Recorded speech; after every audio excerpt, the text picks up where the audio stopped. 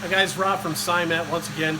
I'm here to talk about something that I have to deal with a lot that maybe you guys don't have to deal with as much, but some of you might. That's basically removing tubular glue from used wheels or wheels when you're getting ready to re-glue them. Now, we put out a video sometime last year about how to remove old glue or determine when you needed to re-glue your tubulars. We talk about how chalky and cakey the old mastic gets, and that's really a telltale sign that the glue needs to be removed instead of just putting a new coat on top of the existing one and moving on. So these are pretty easy. I've already determined that all the glue needs to come off of these. Now, most mechanics that are working with tubulars have the same basic styles of approaches when cleaning tubular glue. The first is to use acetone. Acetone's a great solvent, but I always found that acetone is too volatile. It evaporates way too quickly to be able to really work with it effectively. That means that you have to get lots and lots of it. Also, it tends to dry everything out. If you have contact with your skin, it's going to dry out your skin fairly well. A lot of people are sensitive to it as well when they're in terms of respiratory function. So when you're working with it, you really should be wearing a mask. The second technique, really, and the most effective one, is mechanical removal. This is simply working with either a hair dryer or even on its own without a hair dryer. You use a tire lever or some sort of scraper or mechanical device to actually take the glue off of the rim bed, the old glue off the rim bed. We do something similar here. If we're not working with a tire lever, we actually will sometimes use a 3M Scotch-Brite style abrasive pad on a drill press to heat up and remove the bulk of the glue before we actually go in to clean it up. Once all the bulk is removed, then we go in with a basic solvent, VMP naphtha, available at just about any hardware store across the country. As some of you already figured out from the word naphtha in it, yeah, it's basically lighter fluid.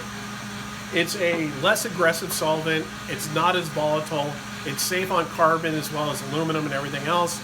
Simply soak a rag on it, wipe it over the glue, it'll soften it to the point where you can really get all of it up off of there. Some elbow grease, a little bit of time, and you can easily, readily clean the rim and have it ready for prep for new glue.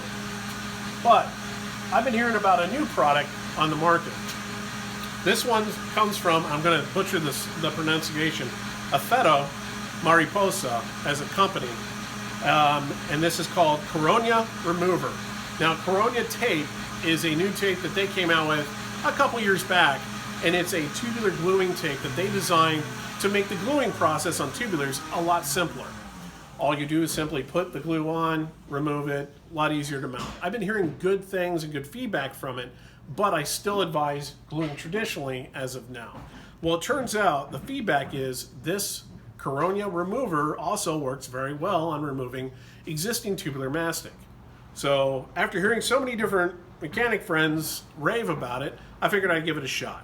So I did just that. I got some tubes and I got some of the easiest tire wheels that I could, and I loaded them up with this Carogna Remover. Now, according to the directions, you layer it on about 1 mil to 2 mil thick, and you leave it on from anywhere from 2 to 24 hours. It's had about 16, 18 hours in that range on these particular ones. These were the easiest types of wheels to clean up. Ones that I could have easily cleaned up using a mechanical method and some naphtha in probably 10-15 minutes a wheel, if that. So I decided to throw this on. First of all, application was really easy. But what I noticed is, in essence, this product is just like all the other gel-coated paint strippers that are on the market. Old school, yeah, we used to throw paint stripper on tubular glue, let it sit for 24 hours, come back and try to clean it up. It's effective, but it's messy. The stripper gets everywhere, and you have to make sure that you neutralize all of it before you start putting new glue back down. The same kind of holds for this. While it is a gel coat, it doesn't creep all over, wants to stay in place. It is messy to clean up and kind of work with. But the idea is you throw it on, let it sit, and it should be able to wipe off for all intents and purposes, leaving no residue. Now, this one I have done just that. I've just wiped off the center channel. As you can see, it's mostly clean, but these little shiny spots are little sections where there still exists tubular glue. So there's still some tubular glue on there. I can go back and scrape it and get it off, or what's actually going to happen is I'm going to run naphtha over it to help clean off the rest of the solvent, the stripper, and also to get the last bit of that tubular glue off. So it's easy to tell where the product still is because it stays in a gel form and it is red in color. So it works kind of. I have found that I have to come back and clean it up with naphtha like I described. So here's one that I cleaned up earlier today. It's mostly gone, all the glue is off, and I had to clean it up with naphtha. As you can see though, there's still this stripper in all the valve holes. I'm gonna have to go through there and manually clean all this up to make sure that that glue doesn't affect the new glue that I'm gonna, or this remover doesn't affect the new glue that I'm gonna be putting down. So kind of a pain. So all said and done, this tube did cover about 6 wheels. It had enough left over in it to be able to do maybe another 1 or 2 coats on 1 or 2 wheels if it needed to. So all said and done, not too bad. I think I was able to buy it. I think retail on it's like 16 bucks or so. Maybe worth it as a time saver for somebody who doesn't glue a ton of wheels or really doesn't want to put a lot of elbow grease into it. But for me, knowing that I got to glue a lot of tubulars and get them in and out, I think I'm going to stick with naphtha for the time being. I'm still going to hold out hope though that hopefully a product like this or this product can improve a little bit and just get the job done and save me a lot of time.